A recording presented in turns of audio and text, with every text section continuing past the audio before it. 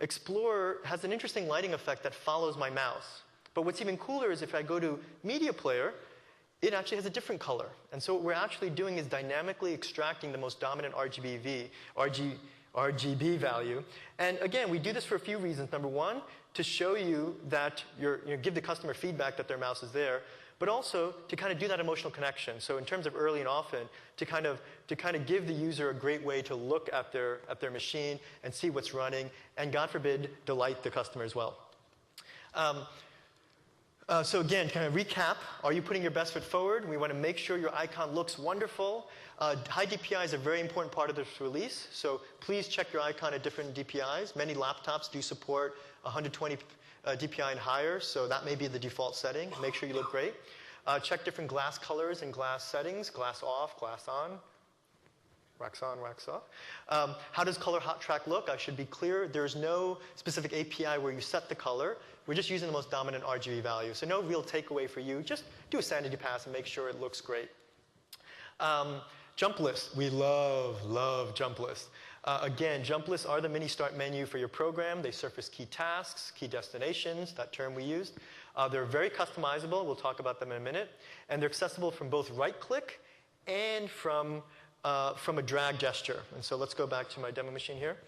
And so if you notice Word, and actually, I'm going to do something crazy. I'm going to close Word. And notice Word is not running.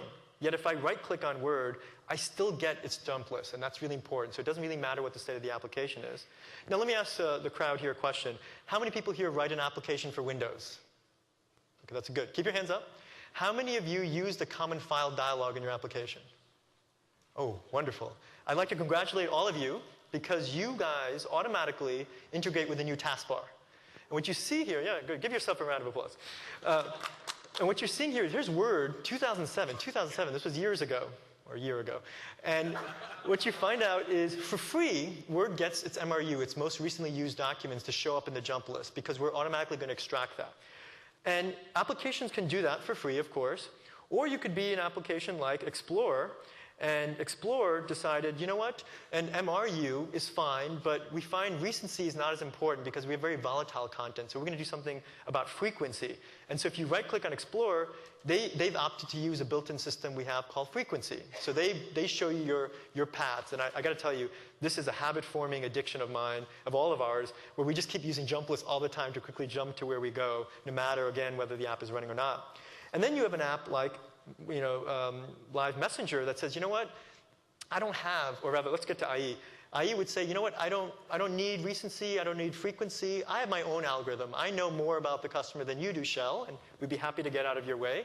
And if I right-click on IE, you'll notice I have a history of my websites. And this is a custom list, a custom category that the application is giving us. You'll notice some popular websites. I've been looking at I Started Something and Paul's Win Super site a lot. And you'll notice that this is the way I use my machine. And so automatically, I didn't do any customization. I'm just going to these websites, and IE is automatically tracking them for me. And then you have an app like Messenger. Messenger doesn't need the notion of destinations, but they have a lot of tasks. And so if I right-click on Messenger, again, this UI is not final quite yet, you'll notice I have a bunch of tasks here.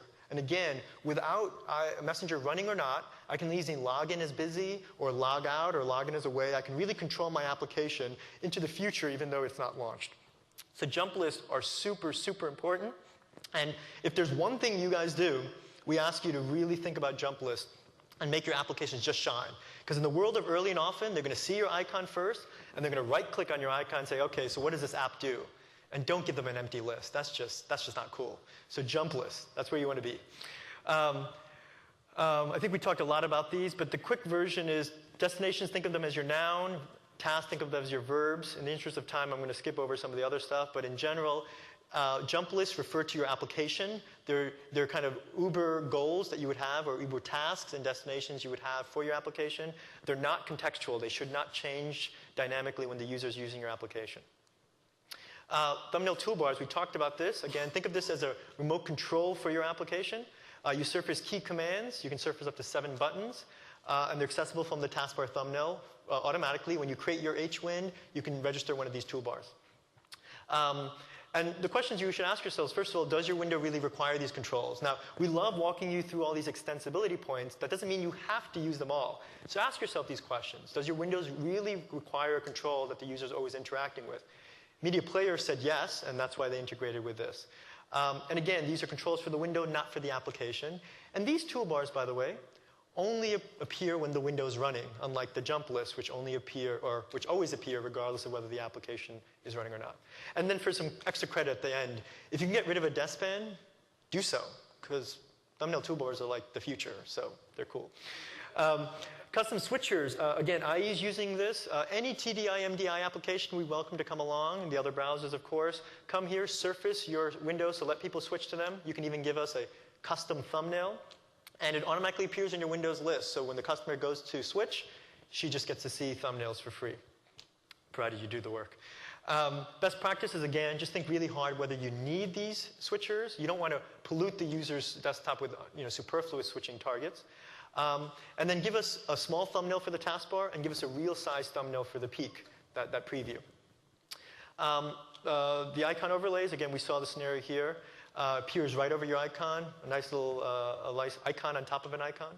And the question we ask here is, do you really need to surface notifications? If you don't worry about it. If you really have some interesting information, by all means, leverage the API.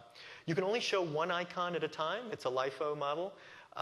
We tell you not to do any animation. Again, we're trying to go for a clean and welcoming operating system. We don't want to get noise out of the notification area and now bring it to the rest of the taskbar. And icons are really window-specific, but the way they're presented by default, they're application-centric. So there are options where you can ungroup, for you advanced users, you can ungroup the taskbar, and your individual overlays will show up on your individual windows. But we want you to think of your overlays as application-wise, because out of the box, you're only going to get one big icon for your application. And for extra credit, can you retire your notification icon? Now note, your icon is not visible by default. So if you use this API, you get to show your icon by default. So retire that old thing. Again, so 1995. Use the new thing. It's much cooler. Progress bars, which I do not have the time to demo to you today. But the idea is when I have progress going on, the taskbar can actually show you in a periphery way progress built into your taskbar, which is really exciting. And again, impresses that one place for you to go, one place for you to launch, one place for you to switch, one place to get to your jump list, one place to see your notifications, one place to see your progress. We really like this one place thing. Best practices, again, do you really require it? A good test is if you have a progress dialog, chances are you can benefit from a progress UI. And there's only one progress at a time. If you have multiple ones, we go into the Knight Rider UI, the indeterminate state, and then we'll fall back to one. That's the remaining progress item. So, and as I kind of close up, let me just talk about some other noteworthy desktop elements. Quick Launch has been removed. Again, we've taken its functionality and integrated with the rest of the into the taskbar. So it exists. It just doesn't exist in the normal way that you think of it. So please don't write your shortcuts to the Quick Launch folder, or more importantly, don't prompt the user saying, would you like to have an icon appear in Quick Launch? Because she'll say yes, and she won't see it on the taskbar. So let's not confuse our customers. We strongly, strongly recommend you use iDeskBand 2 for all you developers out there who use deskbands. We are going to force glass upon all deskbands. In previous version of Windows, if your deskband didn't support glass, you broke all of Windows. We're going to change it up a little, and we're going to force glass on you.